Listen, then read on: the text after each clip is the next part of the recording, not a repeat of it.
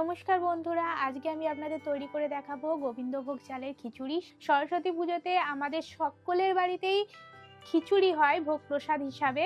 তো এই গোবিন্দভোগ চালের নিরামিষ খিচুড়ি আজকে আমি আপনাদের তৈরি করে দেখাচ্ছি।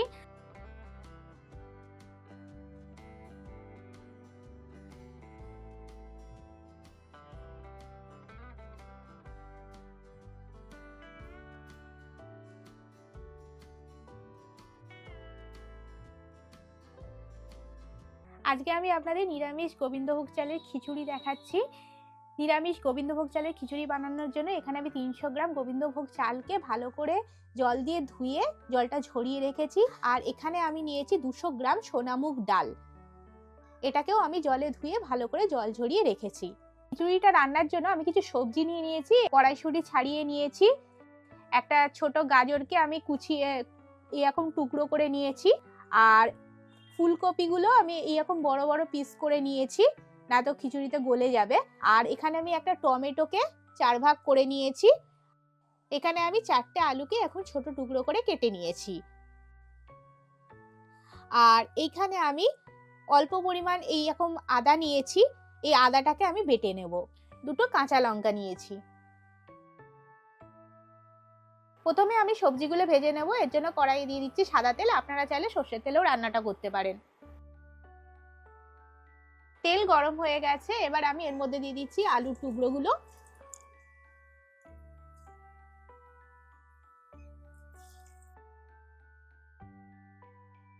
এতে আমি দিয়ে দিচ্ছি গাজরের টুকরো,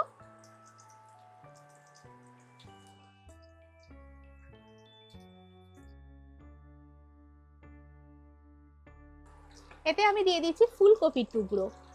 প্রথমে আমি এগুলোকে একটু ভেজে নেব।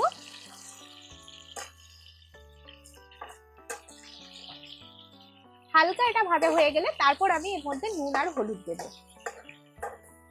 হালকা ভাজা হয়ে গেছে, এর মধ্যে আমি দিয়ে দিচ্ছি স্বাদ মতো নুন। এতে আমি দিয়ে দিচ্ছি হাফ চা চামচ হলুদ গুঁড়ো। নুন আর হাফ চা চামচ হলুদ গুঁড়ো দিয়ে আমি এটাকে একটু নাড়াচাড়া করে নিচ্ছি। আলু গাজর কপিটা ভাজা হয়ে গেছে, এবার আমি এটা কড়াই থেকে তুলে রাখছি একটা থালায়।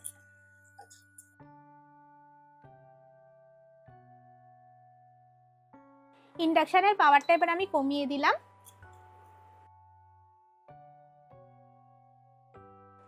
ফোড়নে দিচ্ছি হাফ চা চামচের একটু কম গোটা জিরে,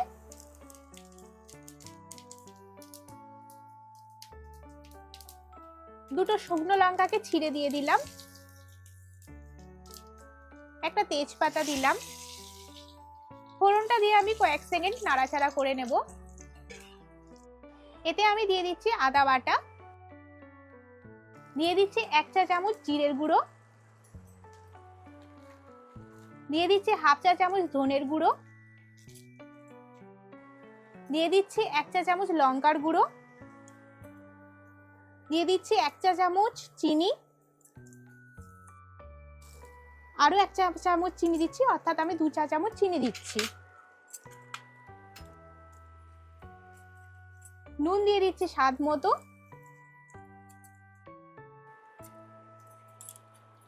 এই সমস্ত দিয়ে মশলাটাকে কষতে হবে। এতে আমি কেটে রাখা টমেটোটা দিয়ে দিচ্ছি।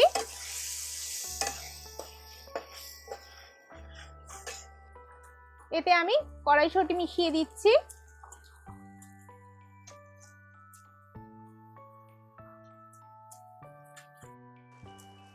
দুটো কাঁচা লঙ্কা চিড়ে নিয়েছিলাম, দিয়ে দিলাম।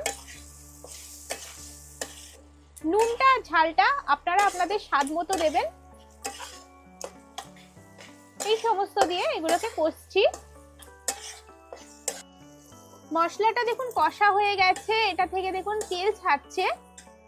এতে আমি সামান্য পরিমাণ একটুখানি জল দেব মশলাটা কষার সময়। মশলাটা দেখুন থেকে তেল ছাড়ছে। এখন আমি এর মধ্যে দিয়ে দিচ্ছি গোবিন্দভোগ চাল আর ডাল।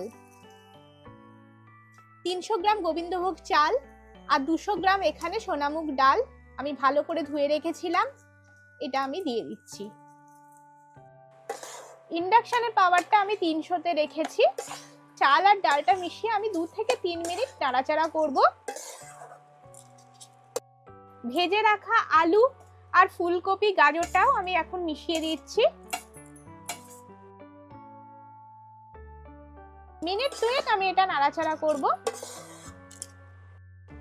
মিনিট 2 আমি নাড়াচাড়া করে নিয়েছি।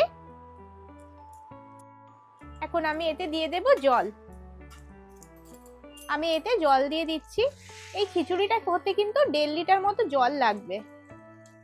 সমস্ত চাল ডাল সবজিটা জলের মধ্যে ভালো করে মিশিয়ে নিচ্ছি।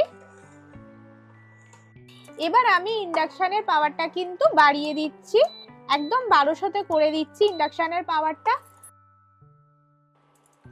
এবার আমি এটাকে ফুটতে দেব।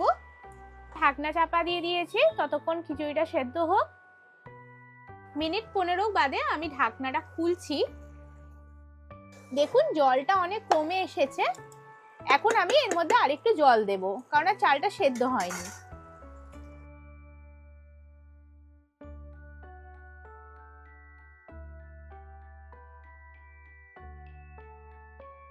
তলা থেকে আরেকবার নাড়িয়ে দিচ্ছি খিচুড়িটাকে। এতে একটু আমি সামান্য হলুদ মিশিয়ে দিচ্ছি। এই হাফ টিস্পুন আমি এর মধ্যে আরেকটু হলুদ দিয়ে দিচ্ছি। কালারটা একটু ফ্যাকাশে লাগছে, একটু ভালো করে হলুদটা আমি মিশিয়ে নিচ্ছি। খিচুড়িটাকে আমি ঢাকা দিয়ে দিলাম।